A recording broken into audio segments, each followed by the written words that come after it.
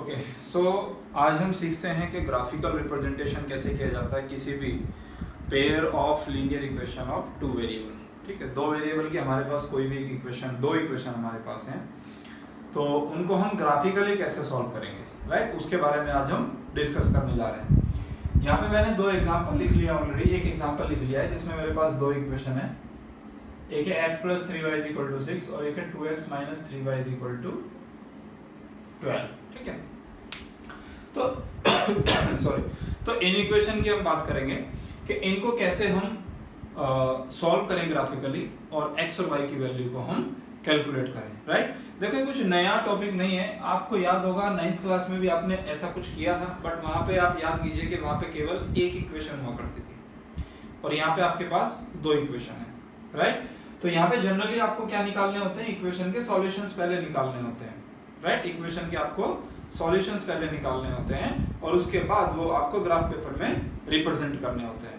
Fine, देखिएगा तो कैसे करें हम उस काम को। चलिए पहले बात कर लेते हैं कि फ्रॉम इक्वेशन 1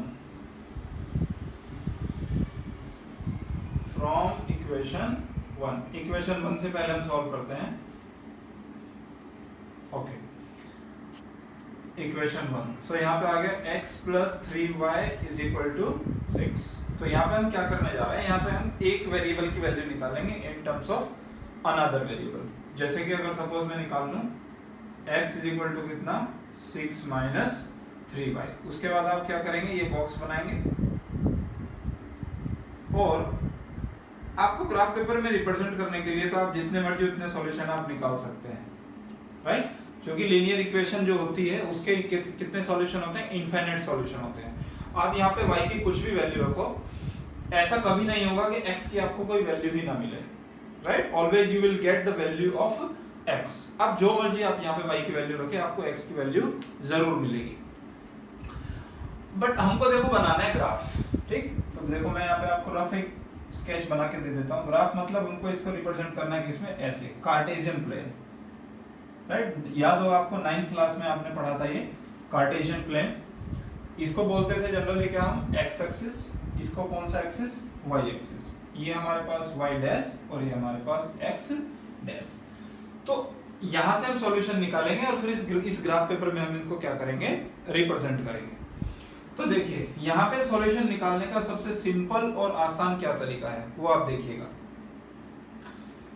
अगर आप सपोज ये भी नहीं निकालना चाहते, अगर चलो इसको भी नहीं निकालते, हम इसको भी नहीं निकालते हैं, जहां पे है वहीं पे रहने देते हैं, राइट। कोई वैल्यू नहीं निकालते, इस सिंपल इक्वेशन हम लिखा रहने देते हैं।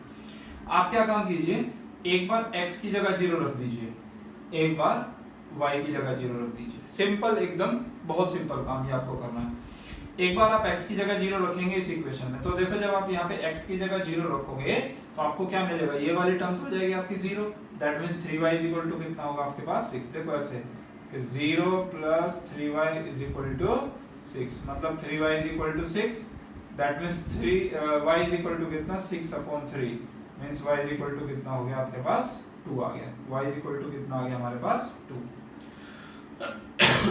सिंपल एक काम करना, वो जो मैं आपको बता रहा हूं, पहले आप x की वैल्यू 0 रख लीजिए। तो इक्वेशन में आप x की वैल्यू 0 रखेंगे तो आपको y की वैल्यू कुछ ना कुछ मिल जाएगी। आप हमेशा केवल दो सॉल्यूशन निकालने के तो आप जितने मर्जी उतने सॉल्यूशन निकाल सकते हैं, राइट। फिर एक बार आप y की वैल्यू 0 रख दीजिए। अब सपोज मैं यहाँ पे y की वैल्यू 0 रख दूं तो देखो होगा क्या, मैं यहाँ पे अगर y की वैल्यू 0 रख दूं तो ये देखो ये पूरी टर्म 0 हो जाएगी, ये पूरी टर्म कितनी हो जाएगी, 0 हो जाएगी। मतलब x + 0 = 6, मतलब x = मुझे कितना मिलेगा, ओनली 6 मिल जाएगा। तो यहाँ पे मैं वैल्यू रख दी मैंने। तो ये सॉल्यूशन आगे मेरे किसी इक्वेशन के, इक्वेशन नंबर 1 के मेरे आगे सॉल्यूशन आ गए। इसी तरीके से मैं क्या काम करता हूं, फ्रॉम इक्वेशन 2, ठीक है। इक्वेशन 2 के भी हम क्या काम करते हैं, सॉल्यूशन निकाल लेते हैं। पहले इक्वेशन लिख लेते हैं 2x - 3y = 12, ठीक है। उसमें मैं यहाँ पे ऐसे ही एक बॉक्स बना लेता हूं और इसमें भी कितने, दो सॉल्यूशन केवल हम निकाल लेते हैं, ठीक है। आपको याद होगा लीनियर इक्वेशन के हम कितने सॉल्यूशन निकाल सकते हैं, इनफाइनाइटली मैनी सॉल्यूशन हम इसके निकाल सकते हैं, राइट। ओके, तो एक बार x को 0 रख दें आप, एक बार y को 0 रख दें। सिंपल यही आपको काम करना है। सपोज आपने x को 0 रख दिया तो देखो ये वाली टर्म जो 2x वाली टर्म है ये क्या हो जाएगी 0, because 0 into 2 become what 0, that means -3y। तो -3y इज इक्वल टू कितना बच गया 12, तो y इज इक्वल टू कितना आ गया -12/3, 3 4 12, that is y is equal to what -4 है ना। y इज इक्वल टू कितना आ गया हमारे पास -4 आ गया। इसी तरीके से अगर आप इसमें y की वैल्यू 0 रख देंगे तो देखो ये वाली टर्म 0 हो जाएगी, ये टर्म 0 हो जाएगी। 0 multiply anything become 0, that means 2x is equal to what 2x is equal to 12, that is x is equal to 6। तो x की वैल्यू आ जाएगी हमारी 6, राइट। अब देखिए ये जो दो मेरे पास सॉल्यूशन है, इन सॉल्यूशन को मुझे रिप्रेजेंट करना है इस कार्टेशियन प्लेन में। तो सबसे पहले मैं यहाँ पे मार्किंग कर लेते हैं। ये हमारे पास सपोज 1, ये 2, ये 3, ये 4, ये 5, 6, 7 स्केल चूज कर लेते हैं। इसी तरीके से यहाँ पे -1, -2, -3, -4, -5, -6 और -7 ऐसे ऊपर ले लेते हैं स्केल। इधर भी लिख लेते हैं, चलो पहले ये हो गया -1, -2, -3, -4, -5 एंड देन -6। ऊपर भी ऐसे चूज कर लेते हैं स्केल को। 1, 2, 3, 4, 5, 6 एंड 7। तो सिंपली अभी हमको क्या काम करना है, पहले पहली इक्वेशन के जो सॉल्यूशंस है उनको हम इसमें रिप्रेजेंट करेंगे। तो देखो x की वैल्यू 0 और y की वैल्यू 2, x की वैल्यू 0 और y की वैल्यू 2, सिंपली कहां पे आएगा, इधर आएगा। आपको याद होगा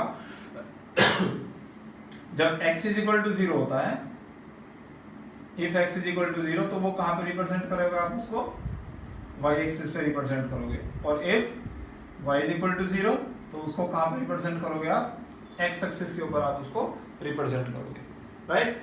अब आप देखिएगा x की वैल्यू 6 और y की वैल्यू 0, x 6 और y 0, तो 6 कहां पे है, ये आ गया हमारे पास 6, राइट। अब देखिए अब हम क्या काम करेंगे, इन दोनों को कर देंगे ज्वाइन कर देते हैं दोनों को, ये इस तरीके से हमने क्या कर दिया, इनको ज्वाइन कर दिया, राइट, ओके। और साथ ही साथ आपको ये इक्वेशन भी लिख देनी है। इक्वेशन क्या है, x + 3y = 6, x + 3y = 6। ये इक्वेशन आपको क्यों लिख देनी है, बिकॉज दूसरे भी इक्वेशन का हम यहाँ पे ग्राफ बनाएंगे तो आपको मालूम होना चाहिए, राइट। जब कोई भी एग्जामिनर सपोज कॉपी चेक कर रहा है, कुछ भी चेक कर रहा है, तो उसको मालूम होना चाहिए कि ये जो लाइन बनी है कौन से इक्वेशन की लाइन है। सेकंड में देखते हैं, x की वैल्यू 0, y की वैल्यू -4, तो -4y कहां पे आएंगे, हम नीचे आएंगे, राइट। और इसमें x की वैल्यू 6 और y की वैल्यू 0, देखो x की वैल्यू 6 और y की वैल्यू क्या होगी हमारे पास 0 होगी। मतलब ये कुछ इस तरीके से यहाँ पे हमारे पास लाइन यहाँ बनेगी। ये किसकी है लाइन है, 2x - 3y = 12, 2x - 3y = 12। अब देखिए दो लाइन है, दो लाइन ने एक दूसरे को क्या किया, इंटरसेक्ट किया। तो जिस भी पॉइंट के ऊपर वो दो लाइन एक दूसरे को इंटरसेक्ट करती है, वहां पे आप चेक कीजिए कि x की वैल्यू क्या है और y की वैल्यू क्या है। जिस भी पॉइंट के ऊपर ये दो लाइनें एक दूसरे को इंटरसेक्ट करती है, वहां पे आप ये चेक कीजिए कि वहां पे x की वैल्यू क्या है और y की वैल्यू क्या है। तो आप देखें यहाँ पे x की वैल्यू कितना है, 6 है, x की वैल्यू कितना है यहाँ पे 6 है। और देखो ये x एक्सिस के ऊपर ही है, और x एक्सिस के ऊपर y की वैल्यू कितनी होती है, 0 होती है। इसका मतलब यहाँ पे y = कितना हो गया, 0 हो गया। मतलब हमारे जो आंसर आया वो आंसर कितना है, x = 6 और y = 0, राइट। टोटल बेसिकली यहाँ पे 4 मेथड है, 3 ऑलरेडी हम बात कर चुके हैं लास्ट वीडियो में। तो अब हम बात कर रहे हैं लास्ट मेथड वाली, ग्राफिकल मेथड, राइट। तो ग्राफिकल मेथड से भी हम क्या निकाल सकते हैं, सॉल्यूशन निकाल सकते हैं, राइट। कोई भी इक्वेशन हमारे पास है, उस इक्वेशन के हम क्या निकाल सकते हैं, सॉल्यूशन निकाल सकते हैं। अब कभी कभी ऐसा भी होता है कि भाई इक्वेशन के सॉल्यूशन निकलते नहीं है, राइट। जब हम इक्वेशन को सॉल्व करने जा रहे हैं तो सॉल्यूशन निकल ही नहीं पा रहे, राइट। सो उसकी भी हम बात करते हैं नेक्स्ट। तो before that pause the video and note it down. Fine, तो जैसे अभी हमने लास्ट क्वेश्चन में बताया था आपको कि हम अभी डिस्कस करने वाले हैं कि किस तरीके से हम आइडेंटिफाई करें कि हमारे पास जो linear equation in two variable है, pair of linear equation in two variable, कि किसमें आप सॉल्यूशन निकाल पाएंगे और किसमें आप सॉल्यूशन नहीं निकाल पाएंगे, राइट। क्योंकि मोस्ट ऑफ ऐसा हो सकता है आपके साथ कि जब आप क्वेश्चन सॉल्व करें, क्वेश्चन सॉल्व करते टाइम ऐसा आपके साथ हो सकता है कि आप क्वेश्चन सॉल्व कर रहे हैं लेकिन आपका आंसर ही नहीं निकल पा रहा, राइट। तो उसके लिए सबसे पहले हमको क्या करना है, चेक कर लेना है कि किस सिचुएशन में हम क्वेश्चन का सॉल्यूशन निकाल सकते हैं, राइट। और दूसरी बात, ये जो हमने जो यहाँ पे आपके लिए टेबल बनाई है, ये टेबल आपको हेल्प करेगी जब जो एमसीक्यू में जो क्वेश्चन आते हैं, राइट। एमसीक्यू में जो क्वेश्चन है तो वहां से आपको 1 मार्क्स का क्वेश्चन मिलने के भी काफी ज्यादा चांसेस हैं, राइट। तो उसके लिए चलो हम स्टार्ट करते हैं। देखो सबसे पहले यहाँ पे मैंने बनाया पेयर ऑफ लाइंस, मतलब मैंने कुछ एग्जांपल्स लिख लिए इक्वेशंस के, कुछ मैंने एग्जांपल लिख लिए। मेरे पास 3 सिचुएशन है इसलिए मैंने 3 पेयर ऑफ इक्वेशन लिखे हैं, राइट। 3 पेयर ऑफ 2 इक्वेशंस मैंने यहाँ पे लिखे हैं। फिर यहाँ पे मुझे इनकी जरूरत पड़ेगी a1/a2, b1/b2, c1/c2। फिर मैं रेशियो को कंपेयर करूंगा, ग्राफिकल रिप्रेजेंटेशन भी बताऊंगा कि उसका इक्वेशन बनेगा कैसा, मतलब उसका ग्राफ कैसा बनेगा, और एल्जेब्रिक इंटरप्रेशन भी मैं यहाँ पे बताऊंगा आपको कि मतलब उसके जो सॉल्यूशंस निकलेंगे, सॉल्यूशन निकलेंगे भी अगर नहीं निकलेंगे, और अगर निकलेंगे तो कैसे निकलेंगे, राइट। क्वेश्चन को सॉल्व करने से पहले ही आपको पता चल जाएगा कि यहाँ पे मुझे सॉल्यूशन कैसे मिलने वाले हैं, राइट।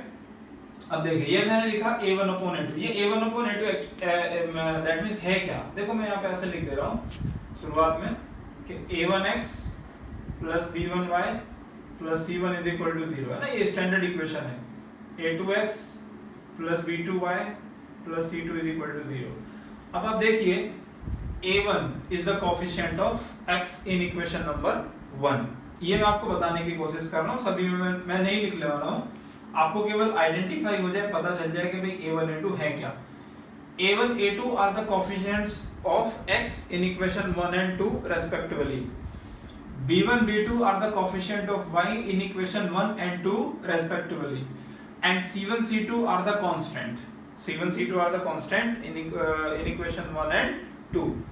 तो अब देखिए अगर मैं इसको डिवाइड करता हूं, आपको जब भी चेक करना हो कि हमें सॉल्यूशन कैसे मिलेंगे, आपको यही स्टेप एक्चुअली फॉलो करने हैं। ये 3 a1 a2 b1 b2 and c1 c2, ये चीजें ही आपको यहाँ पे निकालनी है। अब आप देखिए यहाँ पे अगर मैं करता हूँ a1/a2, तो देखो a1 की वैल्यू है यहाँ पे कुछ भी नहीं लिखा, और a2 की वैल्यू यहाँ पे कितनी है 3, तो यहाँ पे a1/a2 कितना आ गया मेरे पास 1/3 आ गया। अब फिर मैं b1/b2 चेक करता हूँ, -2/4, देखो -2/4 चेक कीजिएगा, -2/4, राइट। b1 हो गया हमारे पास कितना -2 और b2 हो गया मेरे पास कितना 4, और जब मैं इसको सॉल्व करता हूँ तो आंसर मेरे पास कितना आता है -1/2। कितना आंसर आता है मेरे पास, b1/b2 कितना मिल गया मेरे को -1/2, बिकॉज चूंकि देखो ये क्या हो जा रहे हैं, एक दूसरे के साथ सिंप्लीफाई हो जा रहे हैं। अब देखो यहाँ पे कांस्टेंट टर्म मेरे पास है नहीं, तो मैं क्या काम कर ले रहा हूँ आपको दिखाने के लिए, +0 = 0, राइट। तो देखो c1 की वैल्यू 0, c2 की value -20, and 0/anything become what 0, 0/anything become what 0। पहले मैं ये आपको निकाल के दे दे रहा हूँ कि a1/a2 b1/b2 c1/c2 सारे आपको कैसे निकालने हैं। यहाँ पे चेक करो, a1 की वैल्यू 2 है, a2 की वैल्यू 4 है, जब आप इनको डिवाइड करेंगे तो आंसर आपके पास कितना आएगा 1/2 आएगा।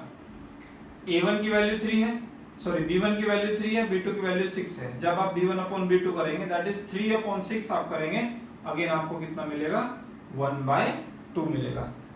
यहाँ देखिए -9/-18 है, दोनों के साइन नेगेटिव है, नेगेटिव से नेगेटिव एलिमिनेट हो जाएगा, और 9 2 जा कितना हो गया 18 हो गया, अगेन आपको कितना मिल जाएगा यहाँ पे 1/2। तो यहाँ पे हमको सारी वैल्यू कैसी मिल गई 1/2 मिल गई। चलिए यहाँ पे चेक कर लेते हैं, यहाँ पे a1 है 1 और a2 है 2, दैट मींस कितना हो गया मेरे पास 1/2 हो गया। a2 है 2, b1 है 2 और b2 है 4, सो 2/4 दैट इज अगेन मुझे कितना मिल गया 1/2 मिल गया।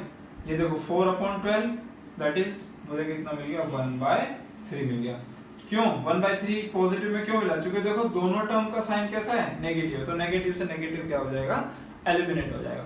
अब देखो यहाँ पे हम क्या करना है, हमको कंपेयर द रेशियो, रेशियो को आपको क्या करना है, कंपेयर करना है। तो यहाँ पे आप देखिए a1/a2 1/3, b1/b2 कितना है -1/2। तो यहाँ पे क्या ऐसा है a1/a2 does not equal to b1/b2। a1/a2 किसके इक्वल नहीं है, b1/b2 के इक्वल नहीं है। ओके यहाँ पे चेक कीजिए a1/a2 is equal to b1/b2 is equal to c1/c2। यहाँ पे तीनों कैसे हैं, इक्वल है। यहाँ पे चेक कीजिए a1/a2 is equal to b1/b2, लेकिन ये is equal to नहीं है c1/c2 के, ठीक है। अब देखो आपके पास एक दिमाग में बात आ रही होगी कि जी आपने यहाँ भी c1/c2 लिखा, यहाँ भी आपने c1/c2 लिखा, लेकिन इसके लिए तो आपने लिखा ही नहीं c1/c2, तो उसमें क्यों नहीं लिखा जी हमने c1/c2? वहां भी हमको लिखना चाहिए, राइट। वहां एक्चुअली ना लिखने का रीजन हमारा क्या है वो देखिए, यहाँ पे देखो, यहाँ से मैं लिखना आपको बताता हूँ। a1/a2 इज इक्वल टू है b1/b2 के, तब हमने चेक करा c1/c2 को।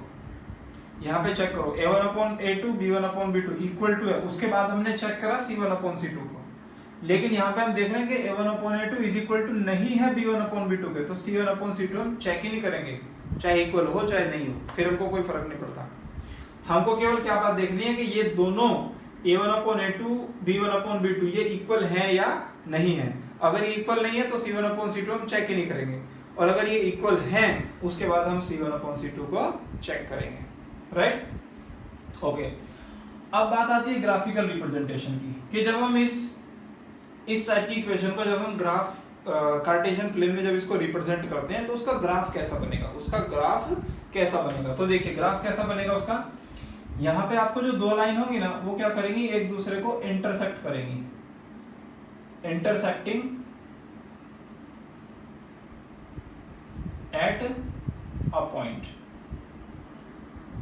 वो क्या काम करेंगे, एक दूसरे को किसी एक पॉइंट के ऊपर क्या करेंगे, इंटरसेक्ट करेंगे, किसी एक पॉइंट के ऊपर, राइट। यहाँ पे लिखा एट अ पॉइंट, किसी एक पॉइंट के ऊपर वो क्या करेंगे, एक दूसरे को इंटरसेक्ट करेंगे।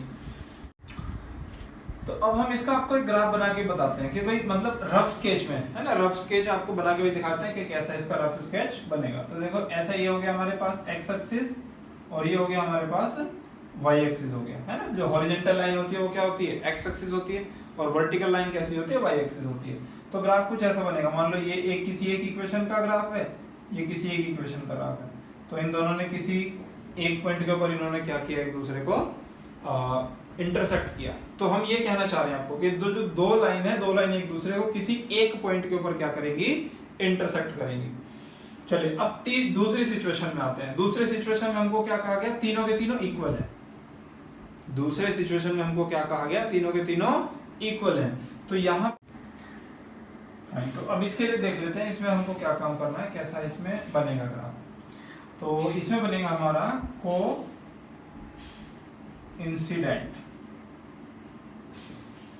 कोइंसिडेंट लाइन होगी, यहाँ पे लाइंस रहेंगे, है ना। रफली अगर हम बात करें कोइंसिडेंट, पहली बार ये वर्ड हमारे पास मतलब सुनने को मिला है कि कोइंसिडेंट मतलब what, right, what is mean by coincident. Coincident का मतलब ये होगा कि जब आप यहाँ पे ग्राफ बनाने जाएंगे, जब आप यहाँ पे ग्राफ बनाएंगे तो यहाँ पे क्या होगा, यहाँ पे आप देखिए कि जो दो इक्वेशन है उनके आप दोनों के ग्राफ बनाएंगे। दोनों इक्वेशन में आप दोनों इक्वेशन के क्या बनाएंगे, ग्राफ बनाएंगे। And before drawing the graph आप क्या काम करेंगे, उनके सॉल्यूशंस निकालेंगे। बट सॉल्यूशन उनके दोनों के कैसे आएंगे, सेम ही सॉल्यूशन आएंगे, और अगर मेरे पास दो इक्वेशन है और दो इक्वेशन के सॉल्यूशन अगर सेम ही हो, तो मेरे भाई एक तो बात बताओ, अगर सॉल्यूशन ही सेम है तो इसका मतलब क्या होगा, लाइन तो क्या बनेगी, एक ही लाइन बनेगी, केवल दो लाइन अलग अलग बनेगी ही नहीं, केवल एक ही लाइन यहाँ पे बनेगी, राइट। तो ध्यान रखिएगा कि जब भी हमारे पास इस तरीके का a1/a2 b1/b2 c1/c2 जब ये तीनों कैसे हो, इक्वल हो, तो उस टाइम जो लाइंस होगी, लाइन कैसी होगी, कोइंसिडेंट लाइन होगी, कोइंसिडेंट। दैट मींस दोनों इक्वेशन के लिए एक ही लाइन बनेगी, दोनों इक्वेशन के लिए केवल एक लाइन बनेगी। अब तीसरी सिचुएशन पे आते हैं। तीसरी सिचुएशन में ऐसा है कि a1/a2 is equal to b1/b2 but does not equal to c1/c2, right. पहले दो तो इक्वल है बट तीसरा इक्वल नहीं है, तो यहाँ पे बनेंगे हमारे पास पैरेलल लाइंस। यहाँ पे हमारे पास लाइन कैसी होंगी, पैरेलल लाइन होगी। रफ स्केच में आपको बना दें कि भाई कैसी ये दिखेंगी पैरेलल लाइन, वो देखिएगा। सपोज एक लाइन ये है और एक लाइन ये है ना। ये सपोज फर्स्ट इक्वेशन की लाइन है, ये सपोज सेकंड इक्वेशन की लाइन है। So these are parallel lines, right. तो अगर ग्राफिकली आपसे पूछ ले जाए तो ग्राफिकली आप ऐसे बोल सकते हैं कि if a1/a2 does not equal to b1/b2 then जो ग्राफ बनेगा वो होगा क्या, इंटरसेक्टिंग एट अ पॉइंट। दो लाइन एक दूसरे को किसी एक पॉइंट के ऊपर इंटरसेक्ट करेंगी। Second situation, if a1/a2 is equal to b1/b2 is equal to c1/c2, तो उसका ग्राफ बनेगा कैसा, कोइंसिडेंट लाइन बनेगी। कोइंसिडेंट लाइन मतलब क्या हुआ कि दोनों इक्वेशन का केवल एक ही यहाँ पे ग्राफ बनेगा। जो लाइन बनेगी केवल और केवल एक ही लाइन होगी। तीसरी सिचुएशन में कहा गया कि if a1/a2 is equal to b1/b2 but does not equal to c1/c2, तो यहाँ पे लाइंस कैसी आएंगी, पैरेलल लाइंस यहाँ पे आएंगी। ये इस तरीके से आप देख सकते हैं, दीज आर पैरेलल लाइंस। पर जब आप उनके सॉल्यूशन निकालते हैं, सॉल्यूशन जब आप निकालते हैं, अलजेब्रिक इंटरप्रिटेशन का मतलब क्या होता है, सॉल्यूशन। कि उनके सॉल्यूशन कैसे होंगे, निकलेंगे भी कि नहीं निकलेंगे, क्योंकि अभी तक वो बात तो डिस्कस ही नहीं हुई, राइट। तो उसके बारे में बात कर लेते हैं। देखो, जब ऐसा होगा कि a1/a2 does not equal to b1/b2, उस टाइम जो सॉल्यूशन आएंगे वो आएंगे यूनिक सॉल्यूशन। उस टाइम सॉल्यूशन कैसे होंगे, यूनिक सॉल्यूशन होंगे। Unique solution, unique that means what, कि जो केवल और केवल एक ही हो, राइट। एक दैट इज व्हाट, यूनिक। तो मैं यहां पे ऐसा भी लिख सकता हूं, वन पेयर। क्या लिख दूं, वन पेयर। वन पेयर मैंने क्यों लिखा, क्योंकि एक x की वैल्यू आएगी और एक किसकी वैल्यू आएगी, y की वैल्यू आएगी। ओके, अगर ऐसा बनता है कि a1/a2 is equal to b1/b2 is equal to c1/c2, right. अगर ये तीनों कैसे आ जाते हैं, इक्वल आ जाते हैं, तो बच्चों यहाँ पे आएंगे हमारे पास इनफाइनाइट सॉल्यूशन। यहाँ पे हमारे पास कैसे सॉल्यूशन आएंगे, इनफाइनाइट सॉल्यूशन आएंगे। और अगर ऐसा हो a1/a2 is equal to b1/b2 does not equal to c1/c2, तो यहाँ पे बच्चों हमारे पास आएगा नो सॉल्यूशन। यहाँ पे हमारे पास कैसे सॉल्यूशन आएंगे, कोई सॉल्यूशन ही नहीं आएंगे, उनको आप सॉल्व ही नहीं कर पाओ। क्यों सॉल्व नहीं कर पाओगे, अरे एक तो बात बताओ, इससे लास्ट क्वेश्चन जब हमने करा था तो उसमें हमने क्या आपको बात बताई थी कि किसी भी इक्वेशन के ग्राफिकल मेथड से सॉल्यूशन निकालने के लिए दो लाइन एक दूसरे को इंटरसेक्ट होनी चाहिए। अब यहाँ पे तो देख लो मेरे भाई, यहाँ पे तो इंटरसेक्ट हो रही है, क्या देख तो लो, ये कैसी है, पैरेलल्स हैं। और पैरेलल लाइन कभी एक दूसरे को इंटरसेक्ट करती है क्या, अरे कभी नहीं करती। और कभी नहीं करती, इसलिए तो यहाँ पे सॉल्यूशन कैसे आए हैं, नो सॉल्यूशन आए हैं, राइट। तो ये जो पूरा हमारी जो टेबल है, इस टेबल को बड़े अच्छे से आप ध्यान से समझ लें इस टेबल को, क्योंकि इस टेबल में से आपको 1 मार्क्स का कंपलसरी एक क्वेश्चन आएगा। और दूसरी बात, क्वेश्चन को आपको समझने में मदद करेगा कि कब आप सॉल्यूशन निकाल सकते हैं और कब आप सॉल्यूशन नहीं निकाल सकते। तो देखिए, अगर ये कंडीशन आ गई आपके पास कि जब a1/a2 is equal to b1/b2 but does not equal to c1/c2, यहाँ पे आप कभी भी सॉल्यूशन निकाल पाएंगे नहीं, यहाँ पे आप कभी सॉल्यूशन नहीं निकाल पाएंगे। और अगर ये कंडीशन आपके पास आ गई तो यहाँ पे आप सॉल्यूशन तो निकाल सकते हैं, बट कितने सॉल्यूशन निकाल सकते हैं, जितने मर्जी उतने सॉल्यूशन निकाल दो, इनफाइनाइट सॉल्यूशन निकाल दो। और अगर ये कंडीशन आ गई तो यहाँ पे कैसे सॉल्यूशन निकलेगा, हमारे पास यूनिक सॉल्यूशन निकलेंगे, मतलब केवल और केवल एक यहाँ पे आपको सॉल्यूशन मिलेगा, राइट। सो चलते हैं नेक्स्ट क्वेश्चन की तरफ। Before that pause the video and note it down.